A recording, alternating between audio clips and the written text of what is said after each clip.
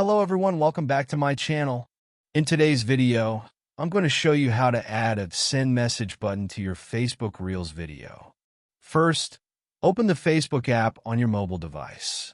Once you're on Facebook, go to your profile by tapping on the three horizontal lines menu or your profile picture. Now, from your Facebook profile, start creating a new Reel video.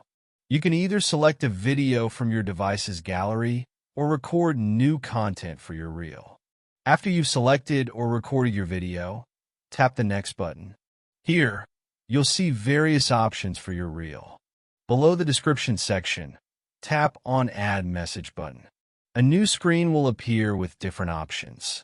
From here, choose Send Message on Messenger. Once you've selected that, tap Done at the top right of the screen. Now, you can add any additional information to your reel and finally tap Share Now.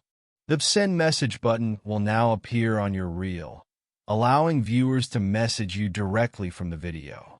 If this video helped you, don't forget to hit that like button, subscribe to my channel, and leave a comment below. Thanks for watching, and I'll see you in the next one.